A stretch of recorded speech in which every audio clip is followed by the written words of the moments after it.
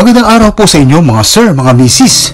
Kailangan ko lang po ng 10 minutos para sa pagpapaputi ng kawali at kaldero. Pero bago ang lahat, panalangin ko ang kalusugan at kaligtasan nyo. Puno ng pagpapala at tuloy-tuloy na swerte ang darating sa buhay nyo. Natiro po tayo sa tulyasi maliit. Sabi po ng nanay ko, nagagapang pa lang ako nang ito'y mabili niya. Narito po yung kaldero namin mula pa ng 80s, 90s at 2000. Ito po'y maitim na rin ang puwet niya. Minsan nagagamit sa uling, minsan na nagagamit sa LPG, at minsan naman sa kahoy. Ito nga po yung tulyasi maliit. Hindi pa po ito nalilinis ang puwet mula nung siya'y mabili. Kadalasan ginagawa natin, loob na lang ang nililinis, hindi na yung sa labas. Narito na po mga kahani. Ito yung ating detergent powder. Ano mang detergent powder? Okay! At excited na ako kasi ang mga ingredients natin ay pawang mga mura lamang. Narito ang pinagsamang abo at ang buhangin. Pinagsama ko na siya. At syempre, ito yung pinakabida rito. Ito yung dagat asin o rock salt. At alam niyo kung magkano to? 5 piso lang po. Naganda na po ako ng mainit na tubig para madali siyang matunaw. At kagandahan dito mga kahani, ni isiman dito ay makapagpapaputi ng puwet ng kawali. Kaya't samahan niyo ako mga kahani, nagsisimula pa lang tayo. Ang una po natin gagawin, isasaling na natin itong mainit na tubig. Ilagay natin ang pinakamainit na ricado, ito yung asin. Ito yung pinag-uusapan na lahat na pinakamabisa sa pagpapaputi ng puwet. Mas madali siyang matunaw kung mainit ang tubig. Isunod natin yung pangalawa, ito yung detergent powder with bleach. Twin Packs!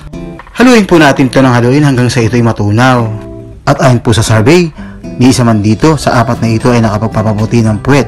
Kaya ito ang gagamitin natin para approve at saka talagang masisiyahan kayo sa resulta nito. Haluin po ito ng haluin natin hanggang sa matunaw yung detergent powder at kasama na yung asin. At ito na nga mga kane, pagkatapos natin tunawin, ibubuhos natin at ibiwirig natin dun sa pinakapuwet ng kawali at saka kaldero. Basa-basain po natin yung madidilim na lugar. Sa madalit salita po mga kani, ito po ay ating bababarin. Bababarin po natin ang ating itinimpla. Itinimpla po natin detergent powder at saka pinaghalong asin. At ito pong ginagawa ko ay pawang mga katotohanan lamang. Ito po ay talagang sa tunay na buhay talaga. Wala pong pagsisisi at pag-aalinlangan sa paglilinis at pagpapaputi ng puwet ng kawali. At maghintay po tayo mga kahani ng 30 minutes hanggang 1 oras hanggang sa ito'y matuyo para umapekto ang ating tinimpla. Ako po muna ay tumayo at nagsaing. Matapos at 30 minuto ako ay bumalik at ito na nga, tuyo na siya. Matapos po siyang matuyo ay binasa ko uli siya ng sabon na may asin. Ginamitan ko na ito na walang iba kundi ang sponge. Ito na nga po ginagawa natin, ang mano-mano. Wala pong shortcut dito. Kailangan po talagang paikot-ikutin. Ang ginagamit ko po yung sponge. Dapat matibay yung sponge nyo, dapat yung original. At may kasabihan po tayo na pag lagi nyong ginagalaw yung puwet, ay puputi at puputi iyan. Basta alagaan mo lang ito sa kuskus. Alam nyo, yung mga kalderong maitim ang puwet ay hindi magandang tingnan sa mata. Kapag isinasabit nyo ito, doon nyo makikita na maitim talaga ang puwet niya.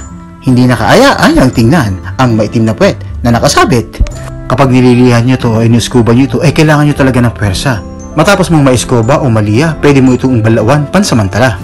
Para makita mo yung mga lugar na mapuputi na. At iskubahin mo uli yung maitim na bahagi. Kaya tandaan lang natin mga kahani ang ating mga ingredients. Kaya minamabilis natin ito. Sabon, asin, abo, buhangin. Yun lang 4 na yun. At nakita nyo naman mga kahani, habang iniiskuba at nililiha ko ito, nakita nyo yung ilalim, maitim pa rin. Tandaan lang po natin mga kahani, huwag tayong titigil sa ating mga ginagawa. Kapag gusto natin pumuti isang bagay, talagang puputi at puputi ito. Gagamitan lang natin ng mga 4 na mga nasabing ingredients.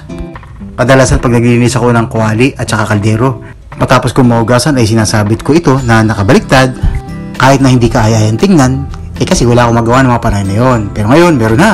Ito na pala yun. At wala pala talagang shortcut ang pagpapaputi ng puwet. Meron tayong tip mga kani kung di nyo makuha sa sponge. Kuhanin nyo ito sa liha. Maraming number ng liha. Una, gamitan nyo ng magaspang. Ikalawa, malapino. Ikatlo, pinong-pino. Pampaputi at pampakinis. At mga kani, kung gusto mo naman shortcut na paraan, meron din. Gamitan mo ng kutsilyo o kahit anong metal na pantungkab na pwedeng mapabilis kahit hindi mo na gamitan ng 4 na ingredients na yan. Basta tungkabin mo na lang o kaya liyahin. Yun ang pinaka-shortcut. Yun ang tinatawag na ninja moves. Tandaan lang na laging ulit-ulitin ang pagliha nito, paikot-ikutin lamang hanggang sa tuluyan mawala yung maitim. Marami nga palang klase ng kaldero at kawali. Merong kaldero at kawaling ceramics coated. Gamitan lang ito ng sponge. Baka maapektuhan yung kanyang ceramics coated.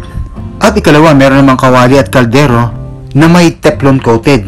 At ito yung tinatawag na non-stick na kawali at kaldero. Kailangan lang ito ng sponge para hindi maapektuhan yung teflon at masira ng tuluyan. Sponge lang po. At ito po yung mga kani, ito yung popular na aking ginagawa. Ito yung aluminum, kaldero, tulyasi o kawali. Kaya ito na po ang ginagamitan natin ng mano-manong paraan. Wala pong shortcut dito. Ito yung mga karamihan ginagamit ng araw. Ito yung aluminum. Nung araw, natatandaan ko yung lola ko. Pasabitan, sinasabit niya yung sa banggirahan kung tawagin namin. Nakasabit yung mga kaldero, tulyasing maliit at saka malalaki. Ay puro may itim lahat yun. At kasi ang ginagamit namin doon, puro lang yung kahoy. Kaya nakikita mo talaga nag-iitiman. Pero sabi na matatanda, ito parang protection na rin doon sa aluminum. Para daw hindi maging malutong yung aluminum. At hindi magkaroon ng lamat o kaya ay pumutok. At mabalik dito tayo sa ating kinukuskus. Ito, maputi na itong ating kaldero. O, tingnan nyo, maputing-maputi na. Ang isusunod na po natin dito ay itong ating kawaling maliit. Itong ating tulyasing maliit na hindi pa po nalilinis mula nang ito'y mabili, sabi ng aking nanay. Kaya ito, malinis na po itong kaldero. Ang gagawin po natin, sasantabi po muna natin itong kaldero.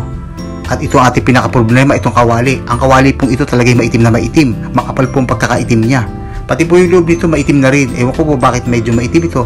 Dahil ito may matagal na nakatago dito sa ilalim. Hindi po ako kumukuha ng mga madaling pumuti. Ito po yung talagang pinakamahirap na paputiin talaga. Ang metal po ito sinauna na. Kaya po, ang edad po nito ay 50 na mahigit na taon. Itong ating tulyasing maliit na ito. Lihahin po ito natin ang hilihahin. Huwag ho tayong magsawa sa pagpapaikot-ikot, lalo na itong kawaling ito. Lihahin ng lihahin na mabuti. Lagyan ulit ng may sabon at may asin. At yun nga mga kani, wala tayong pinipiling oras. Want to sawa tayo sa pag-i-eskuba at pagliliha. Sobrang luma-luma na po itong tulyasing maliit. Kinuha ko po ito sa ilalim. Ginagamit namin po ito tuwing may okasyon. Pagkatapos ng okasyon, tabi uli sa tabihan. At huwag tayo magsasawang lagyan natin ng abo at buhangin. Yung pinakapanghuli natin pangkuskus. Lalagyan natin yung sponge ng abo at buhangin at saka natin ikukuskus dito sa puwet ng kawali. Pero kung talagang gusto nyo mapabilis, huwag kayong manunod sa internet. Sa lahat ng nakikita ko talaga, kapag manunod kayo sa internet, parang minamagic talaga.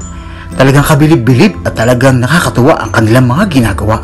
Sa kapapanood ko, meron akong napansin, hindi pala talaga ayun ang realidad ng buhay. Sa English ay ini-entertain ka lang pala at saka nililibang-libang ka lang. Kaya kung kaldero o kawaling aluminum, dito na tayo sa totoo. Ito yung totoong mano-mano talaga ang gagawin natin. Sa lahat ng binanggit ko, gawin na lang natin yun kaysa bumili ka pa ng mga chemicals na baka makasama pa sa kutis mo o kaya ay hindi naman umapekto sa iyong mga ginagawa na pagpapaputi ng puwit ng kawali at kaldero. Kaya kaliliha-liha natin, ito pumuti na. Pero hindi pa po tapos to. Lilihahin ko po ito ng liha. Kulang pa po ito sa pagpapaputi. Kailangan ko po ng liha na magaspang. At nakita nyo naman mga kani, yung mga maitim na nasa paligid nito. Ito po yung mga pinag-iskubahan at pinaglihahan at pinag-ispansyan ng ating kawali at kaldero. Nakita nyo naman napakaitim.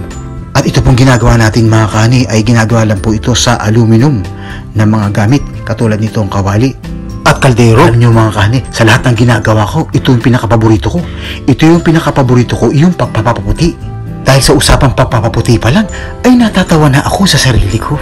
At pasensya na po kayo mga kani, dahil sa labas ko ito ginagawa. Dahil maganda rito at maliwanag. Magkalat man yung mga maitim na binalawan, ay okay lang. Buhos-buhos lang at tubig lang ang katapat niya. At madaling makita ang dumi. Sabi ko, marami tayong pagpipilian para pumuti ang puwit ng kaldero at kawali, lalong-lalo na itong aluminum na ito, na kailangan talaga ng masusing pagpapaputi ng puwet. Hanggang sa muli po, hanggang dito na lang po mga kahani. Pero sigurado ko, sa 4 na ingredients na binanggit natin, pag binabad natin ito na matagal, at saka nating iniskuba o kaya tinira natin ng sponge, sigurado matatanggal yan. At ito po si Mr. Honey po. Sana po ay nakatulong ito sa paglilinis nyo sa inyong mga bahay. Lalo na kung may kinalaman dito sa pagpapaputi ng puwet, ng kaldero at kawali.